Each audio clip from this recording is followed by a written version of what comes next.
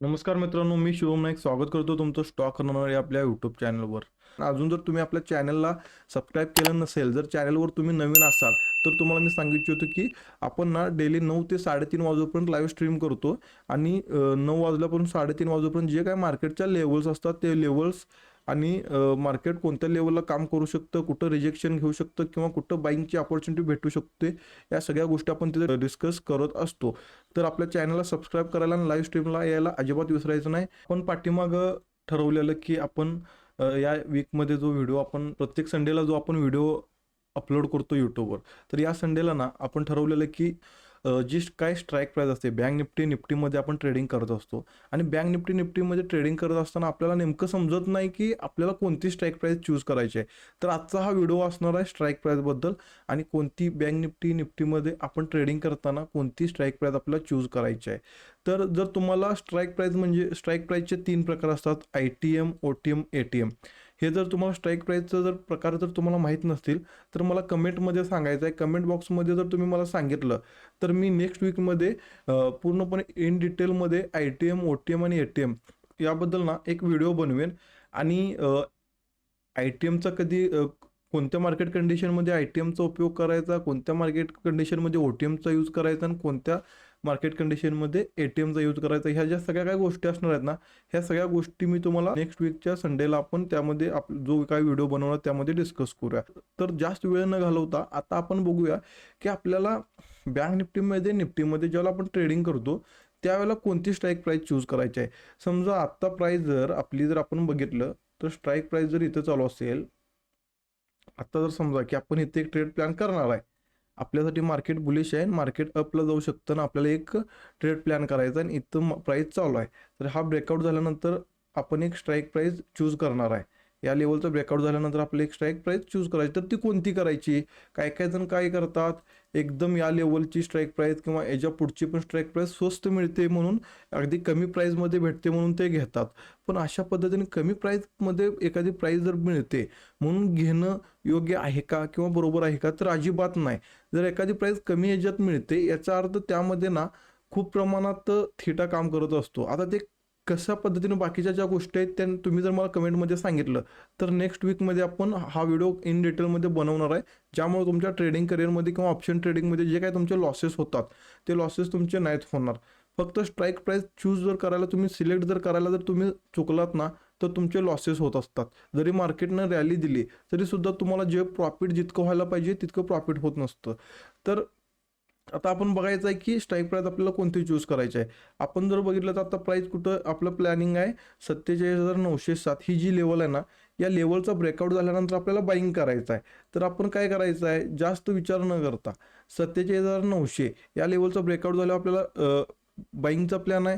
तर आपल्याला काय करायचं आहे, त्याच्या खालची 47,900च्या जी खाली जी प्राईस आहे ना, एक स्ट्राईक प्राईस खालची आपल्याला सिलेक्ट करावी लागणार.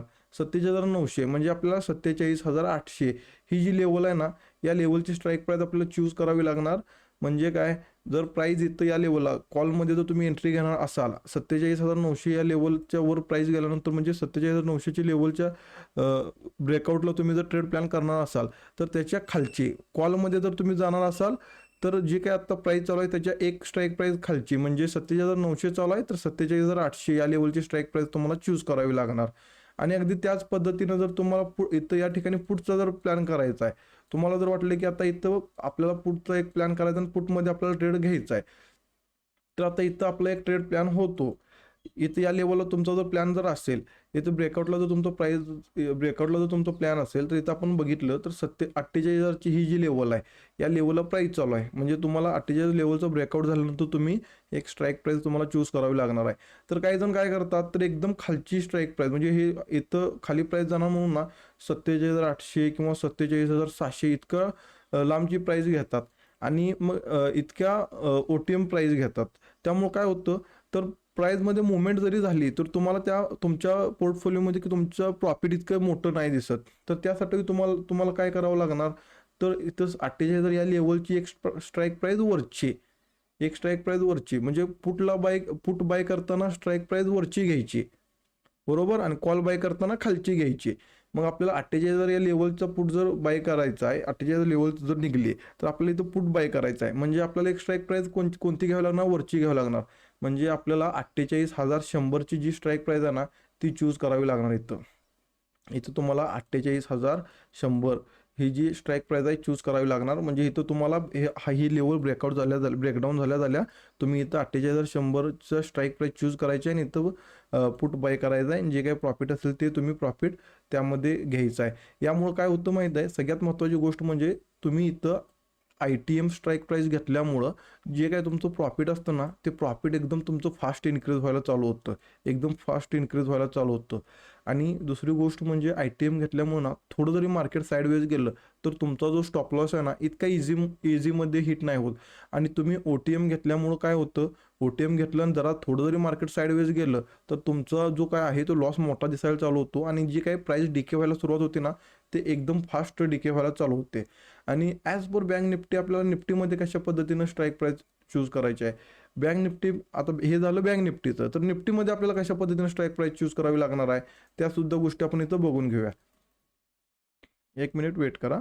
हां ओके. तर आता आपण बँक निफ्टीचं बघितलं तर आता आपण आपल्याला निफ्टीमध्ये बघायचं आहे. निफ्टीमध्ये जर आपण आपल्याला बाईंगचा ट्रेड जर प्लॅन करायचा असेल तर आपण इथे एक एक्झाम्पल घेऊया. इथं जे काही समोर आहे सगळं आपण डिलीट करू. हां ओके. इथे आपण ना एक एक्झाम्पल घेऊ म्हणजे तुमच्या गोष्टी लक्षात येत जातील.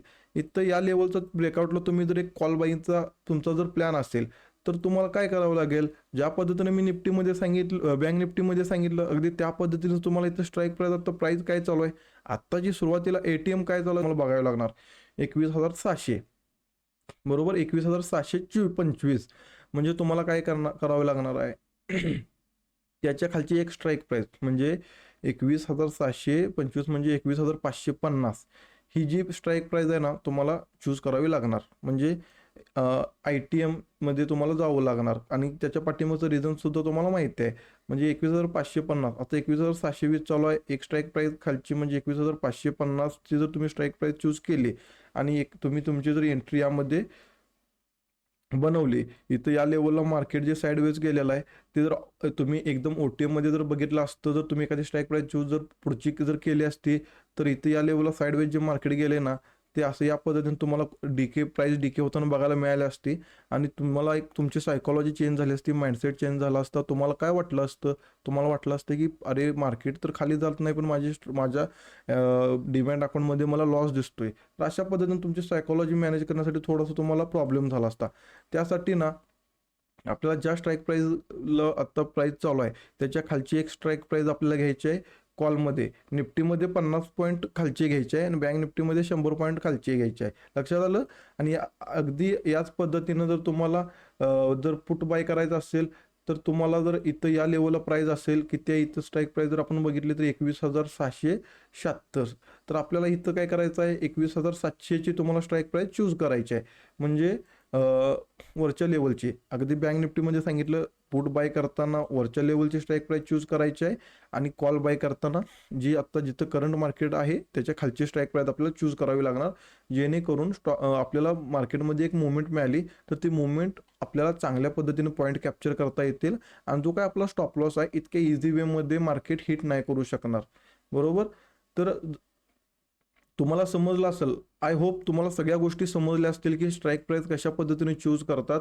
आणि यामुळं ना तुमच्या ट्रेडिंगमध्ये किंवा ऑप्शन ट्रेडिंगमध्ये ना 110% जे काय आहे ती तुम्हाला हेल्पफुल होणार आहे.